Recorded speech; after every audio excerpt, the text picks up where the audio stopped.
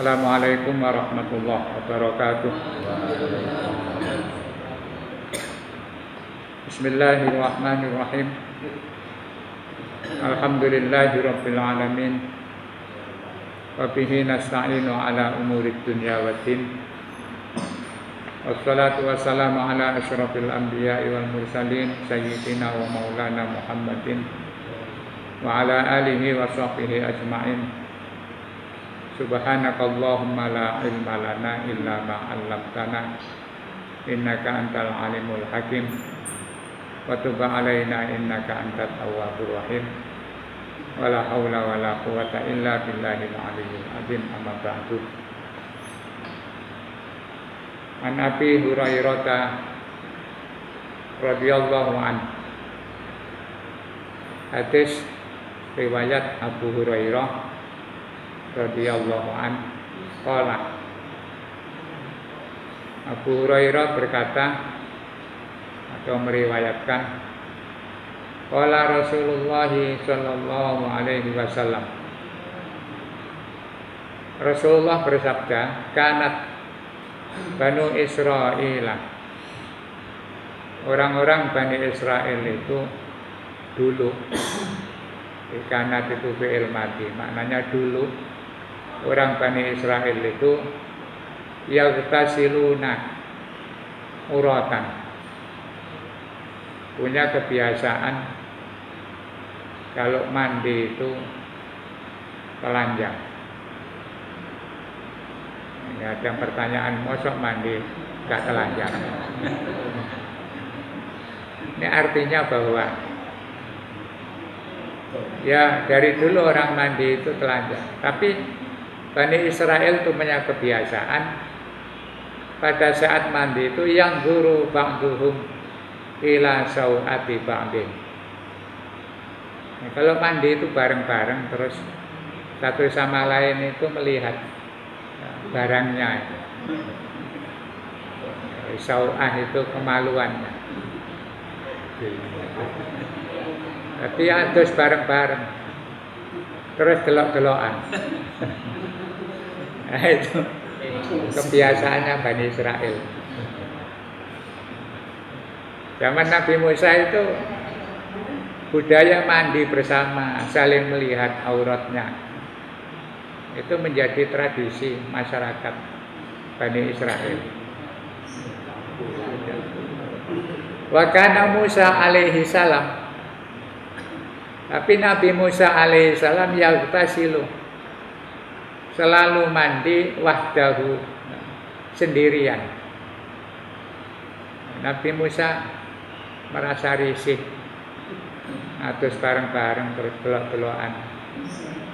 Nabi kok melok, ya enggak apa ada perasaan enggak enak karena aurat itu ya dari dulu wajib ditutup. Mulai zaman Nabi Adam, ketika di surga itu kan enggak ada namanya aurat, enggak punya kemaluan katanya, atau ditutup oleh Allah. Yang bilang Nabi Adam itu ketika melakukan pelanggaran baru kemudian dimunculkan kemaluannya itu. Maka di dalam Al-Quran itu begitu muncul kemaluannya, fatabiqa yaksifani alaihimah min waraqil jannah. Akhirnya Nabi Adam dan Ibu Hawa itu gugup bagaimana caranya menutupi kemaluannya itu min waraqil jannah, cari daun-daun di surga. Jadi orang primitif belum kenal pakaian itu, ya satu-satunya cara nutup aurat ya cari daun-daun. Ya, kayak orang di Papua yang masih di pedesaan, ya ditutupi godong-godong, terus dianyam, dipakai. Nah, itu Bani Israel itu punya tradisi mandi itu bersama-sama. Di sini tidak dijelaskan.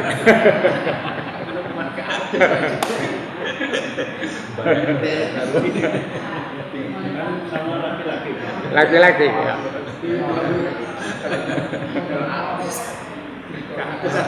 Dan mungkin saja juga bersama-sama. Kayak tradisinya orang kita ya, bangsa kita ini dulu. Wong desa-desa pegunungan itu kan ada di kali, kemudian sebelah kono perempuan, sebelah sini laki-laki. Bahkan tidak ada tabir ya. Sampai sekarang. Pakai jekur kono wedok terus kene lanang. Ya kadang-kadang jaraknya itu tidak jauh.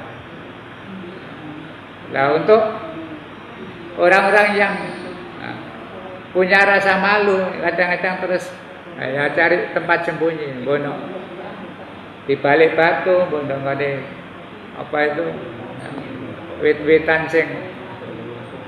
Nah, zaman dulu ya biasa begitu itu. Terus malah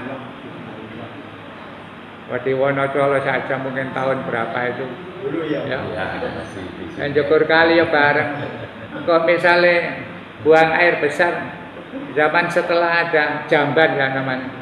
Itu kadang jambane nanggone ngarepe siapa itu misalnya di Pak Jailani sana gitu. Mari ngono nanti caweknya di Masjid Muayyad ya digegem barangnya. Dulu kan begitu. Apalagi zaman Bani Israel ya, mungkin saja. Dan itu dianggap biasa. Wong desa-desa kadang-kadang sampai sekarang juga masih begitu. Makanya ada istilah di mana itu ada istilah kali bokong ya. Itu karena memang banyak orang mandi terus ketok bokong. Sebut kali bokong.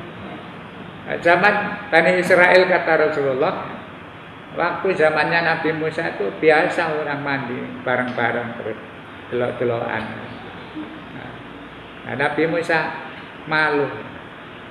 Sehingga Nabi Musa itu yaghtasilu wahdah. Kalau mandi cari tempat yang kira-kira tidak dilihat orang sendirian. Faqalu. Kemudian orang-orang Bani Israel itu mengatakan, ngerasani, wallahi demi Allah, mayamna'u Musa ayyagtasila ma'ana. Musa itu kenapa tidak mau bareng-bareng mandi bersama kita? Itu dia mengatakan, dia itu tidak mau bareng-bareng kita illa annahu adaru. Karena dia itu adar itu kalau bahasa Jawanya kondor. Jadi buah zakarnya itu melembung. Jadi diisukan, oh soalnya itu kondor ya. Itu ndoke itu melembung ya. Kan ada istilah orang Jawa itu ya, kondor. Jadi diisukan begitu. Ya pantesan ae Musa gak tahu gelem bareng-bareng mergo ndoke itu melembung. Ya. Nah itu kan orang Bani Israel memfitnah Nabi Musa. Qala. Kemudian kata Rasulullah, fadhahaba marratan yaghtasilu. Satu saat Nabi Musa itu pergi mandi, terus kan biasa ngamping apa itu aling-aling. Biasanya kan di kali-kali terus cari batu-batu yang kira-kira bisa dipakai untuk sembunyi. Dan memang di Mesir dulu kan ya mandinya di kali. Sungai Nil itu kan memang sungai kehidupan ya, orang ya mandi di situ ya macam-macam. Air rame-rame. Tapi Nabi Musa itu ya selalu sembunyi. Satu saat mandi fawadha'a thawbahu. Mandi kemudian bajunya dilepas. Diletakkan ala hajarin di atas batu. Jadi mandi terus bajunya ditaruh di atas batu. Fafarrol hajar. Tahu-tahu batu itu terus lari. Batunya itu gelondong ya. Padahal itu batu besar itu digayamping-amping sama Nabi Musa. Fafarrol hajar. Akhirnya batunya lari di Saudi dengan membawa pakaiannya itu. Berarti baju ditaruh, tahu-tahu batunya jalan. Kemudian fajamaha. Akhirnya Nabi Musa tidak sadar terus meloncat. Ngejar biasarihi, ngikuti batu itu yaqulu sambil berteriak saubi. Ya hajar saubi. Hai batu. Baju saya. Lah ketika Nabi Musa keplayu ngetutno batu sambil teriak baju saya. Akhirnya orang-orang yang mandi di situ lihat. Jadi Nabi Musa nggak sadar, dilihat banyak orang. Akhirnya akan terus ketahuan yang dirasani tadi. Yang diisukan bahwa Nabi Musa itu melembung ya. Hatta nadharat Banu Israil ila sawati Musa, sampai akhirnya kemaluan Nabi Musa itu terlihat oleh Bani Israil. Faqalu, kemudian Bani Israel mengatakan, wallahi ma bi Musa min ba'sin. Oh demi Allah, ternyata Musa itu ya normal. Jadi yang diisukan bahwa Nabi Musa itu telurnya melembung. Itu begitu Nabi Musa tidak sadar lari karena ngejar batu itu, akhirnya semuanya tahu. Oh ternyata enggak kamu. Ngaco kamu. Akhirnya terus saling beker. Kamu ngaco aja. Terus fakomal hajaru. Akhirnya batu itu terus balik gelondong seperti berdiri begitu untuk menghalangi supaya Nabi Musa tidak dilihat orang. Fakola. Kemudian Rasul berkata, fa'akhadha saubahu. Kemudian dia ambil bajunya, fatafiqa bil hajar, kemudian bersembunyi di balik batu. Fatafiqa bil hajari dorban. Akhirnya dipakai bajunya, batu itu terus dipukul oleh Nabi Musa. Dipukulin Nabi Musa. Ada riwayat mengatakan dipukul sampai 5 kali, ada yang bilang 7 kali. Sehingga batu yang bawa lari bajunya Nabi Musa itu setelah dipukul Nabi Musa itu ngecap tangannya Nabi Musa. Tangan Nabi Musa itu kan memang dibikin oleh Allah, punya kekuatan. Ngantem orang sekali mesti mati.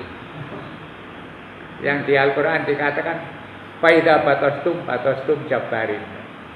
Kalau kamu mukul sekali, ya, pukulanmu itu seperti pukulan petinju yang tidak ada tandingannya. Artinya begitu mukul mesti KO. Makanya pernah seorang tukaran nggak sengaja dipukul mati itu kan ya karena memang tangannya kuat. Dan itu oleh orang-orang ahli ilmu kanuragan dipakai wiritan kayak ngantem wong. Termasuk akhir-akhir ada YouTube ya, pengobatan. Nah, misalnya terus diceplek-ceplek kakinya. Faida batastum jabbarin, faida batastum jabbarin. Nah, itu suruh nyeplek-nyeplek. Nanti insya Allah stroke itu sembuh. Ya, mungkin ini kebetulan apa itu mukjizatnya Nabi Musa dipinjamkan Allah kepada orang-orang tertentu ya bisa saja. Faida batastum jabbarin. Ini kalau orang yakin biasa diamalkan. Pegel-pegel biasanya.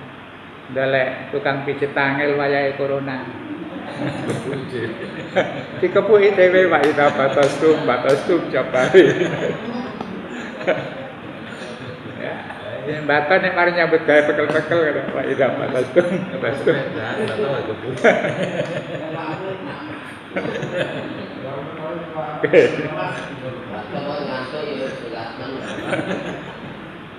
Jadi itu ceritanya. Sampai akhirnya ada batu itu ngecap tangannya Nabi Musa karena ditempeleng. Nabi Musa itu biasa kalau emosi menempeleng. Wong ada cerita Nabi Musa itu ketika mau wafat itu kan didatangi oleh malaikat Israel tapi berwujud manusia. Diperintah Allah, Israel, Musa itu sebentar lagi jatahnya habis. Tamonono. Karena Nabi itu biasanya sebelum meninggal dikasih isyarat, diberitahu oleh Allah. Makanya Nabi itu tahu. Sebelum wafat itu sudah tahu. Sehingga rata-rata itu termasuk Rasulullah itu kan ketika sudah kara itu bilang, ini sepertinya ada tamu. Ya tolong semuanya keluar, tinggalkan saya. Karena Rasulullah tahu malaikat Israel itu mau masuk ngambil nyawanya itu tidak berani masuk. Jadi karena masih banyak orang yang nunggoni Rasulullah. Akhirnya terus Rasul tahu. Fatimah, Aisyah disuruh kamu keluar dulu, ada tamu yang mau datang. Padahal tamu itu malaikat. Orang-orang sakti, orang-orang alim biasanya juga tahu begitu. Sehingga bilang kaya aku wis wayahe. Maka ketika orang-orang yang alim dekat dengan Allah itu pada saat nazar ditunggoni banyak orang itu tidak senang. Karena kepingin pertemuan dengan Israel itu tidak ada yang ganggu. Nabi Musa itu diceritakan di hadis lain, tapi ini hari terakhir Ramadan.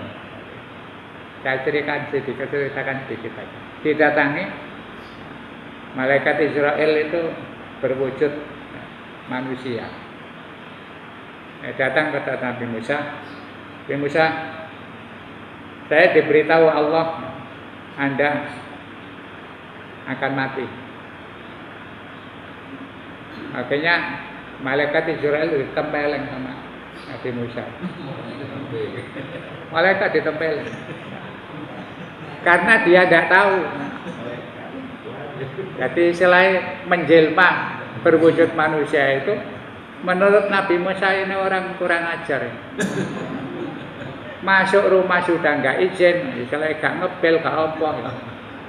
Moro-moro terus ngomong jangan mateni aku. Tempeleng. Sampai diriwayatkan falatoma Musa alaihi, ya. Musa tempeleng sampai matanya yang sebelah itu cumplung. Itu saking kuatnya Nabi Musa. Akhirnya terus malaikat Israel balik. Lapor kepada Allah, ya Allah, jenengan itu gimana? Saya kok disuruh ngambil nyawanya orang yang dia tidak mau mati. Oke, terus kata Allah, ya wis tak balekno atau dikembalikan lagi, datang yang kedua kali. Terus ternyata orang itulah kok matanya harus cemplung ke sini. Otomatis. Lah itu baru Nabi Musa sadar. Ini bukan orang main-main. Terus diberitahu sampean sudah waktunya. Nah, ketika tahu bahwa itu malaikat, baru Nabi Musa terus menyerah. Itu cerita tentang betapa hebatnya tangannya Nabi Musa. Nah, cerita ini sederhana. Rasul hanya menceritakan bahwa Nabi Musa itu sempat difitnah yang terkait dengan urusan kehormatan. Ada orang difitnah terkait dengan kemaluan, dengan kelamin, itu kan menjadi persoalan. Dianggap cacat. Jangankan begitu. Ada orang berumah tangga saja bertahun-tahun kok gak duwe anak. Kadang-kadang diwara gak lanang pancene. Itu kan berarti penghinaan. Nabi Musa itu sempat diisukan begitu. Nah, hadis ini maksudnya Rasulullah, orang baik itu kadang-kadang rawan fitnah. Orang itu kalau baik tidak ada cacatnya. Wis saking apike wong, itu mesti ada orang-orang tertentu yang sengaja menghembuskan ya, angin fitnah supaya orang itu jatuh. Makanya di dalam surat apa itu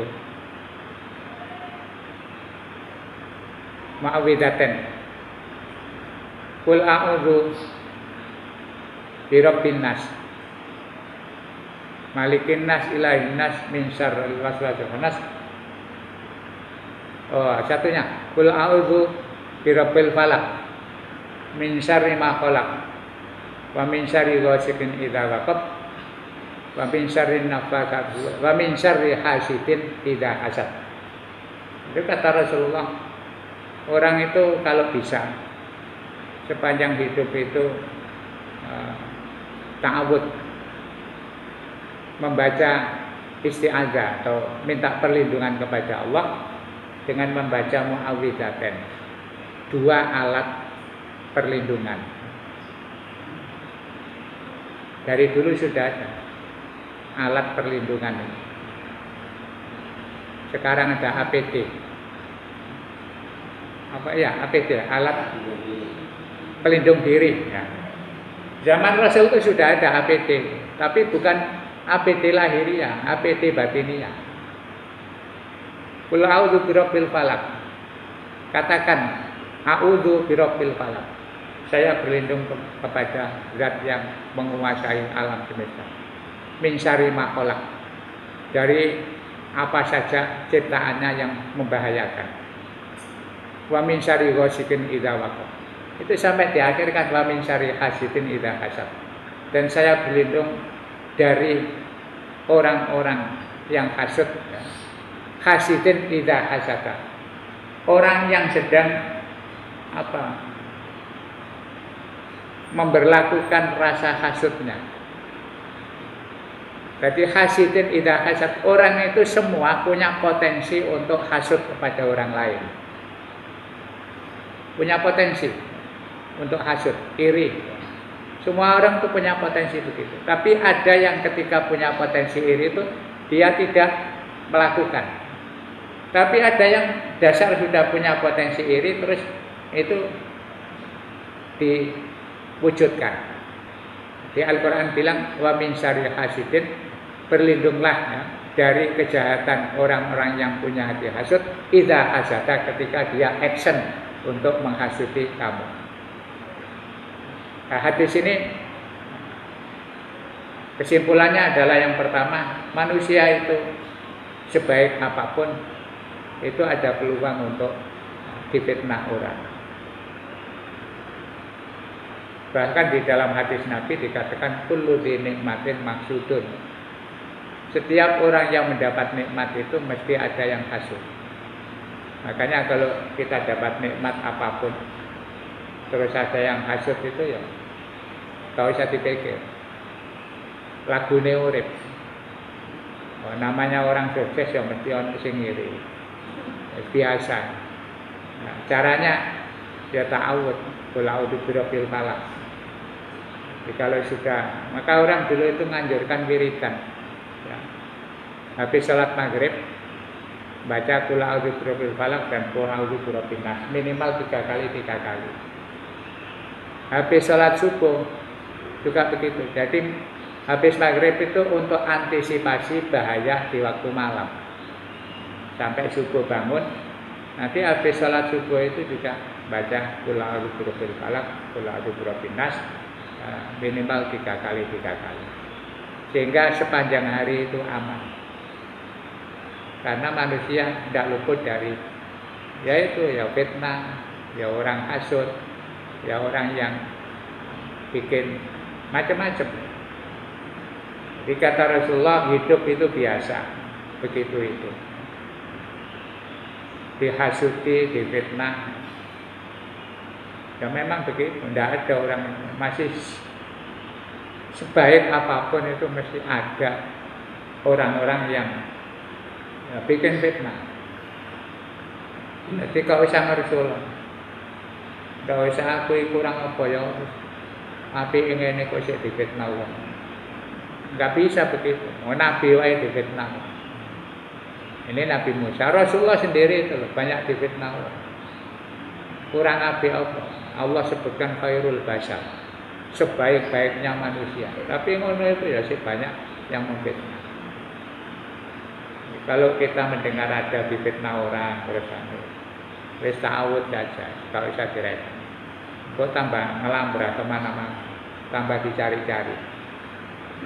Ya yes, jadi kalau ada bukti ya jangan sing percaya sing percaya.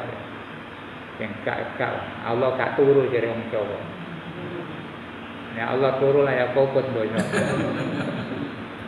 Jangankan tidur, ngantuk saja tidak kok. La ta'khudhuhu sinatun wala naum. Allah itu ngantuk saja tidak, apalagi tidur.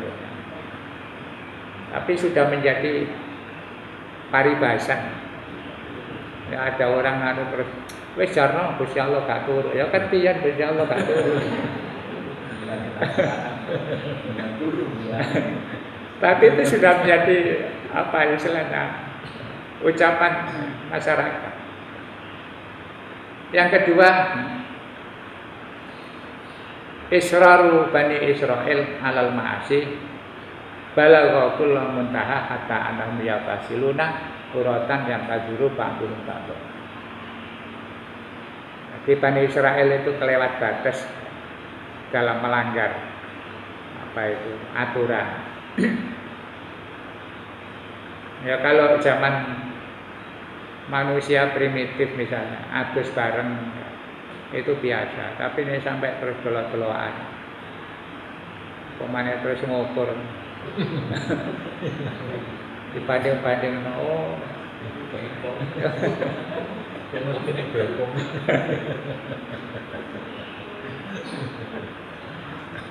jadi itu maksudnya Rasulullah itu memberitahu ya, bahwa hidup itu memang begitu.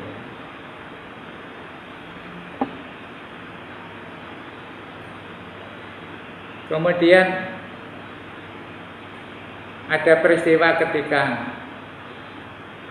tadi naruh pakaian terus batunya lari. Itu jangan dipertanyakan mosok ana batu iso mlayu. Karena kata Rasulullah itu adalah bagian dari qudratullah subhanahu wa ta'ala.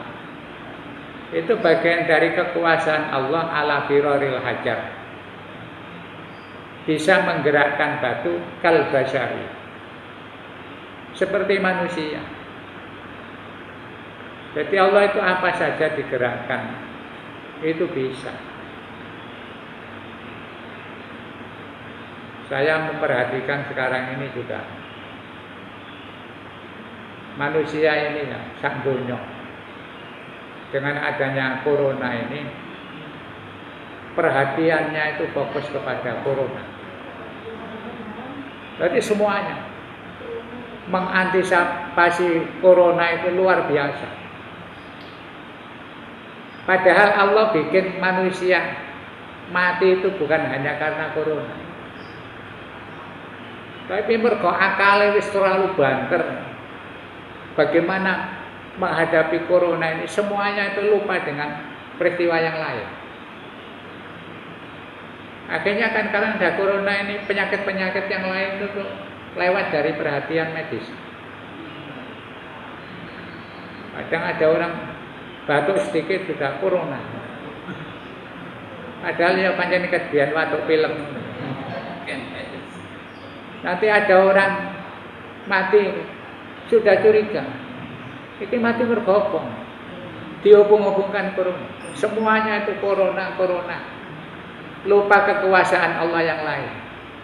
Akhirnya akhir-akhir ini kan Allah sebenarnya mau menunjukkan bahwa pasukan Allah untuk membunuh manusia itu bukan corona saja. Bisa demam berdarah, bisa penyakit jantung, bisa kecelakaan. Malah 2 hari yang lalu kalau tidak salah ada, benar buka itu ada YouTube di mana Tulang Bawang Lampung, ada wangin poteng beliung yang menghabiskan beberapa rumah, banyak yang mati. Tapi orang karena sudah fokus corona, kematian dengan peristiwa itu dianggap wis gak ada apa-apa, gak bahaya. Yang bahaya itu corona. Sampai semuanya orang ketakutan dengan corona. Maka kata Rasulullah, peristiwa berjalannya batu bisa membawa pakaiannya Nabi Musa itu menunjukkan kuasa Allah, bahwa Allah mau menggerakkan apa saja itu bisa. Nah, ini kemudian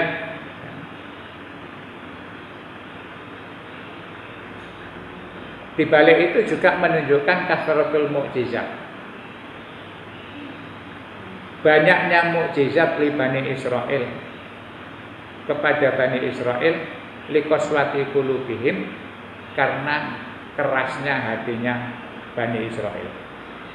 Faqad abqallah athara darbi Musa. Nah, ini disebutkan Allah mempertahankan bekas tempelengannya Nabi Musa kepada batu itu kamu mukjizatin, sebagai bukti mukjizat liyu'minu bihi, agar mereka beriman kepada Nabi Musa atau kepada Allah.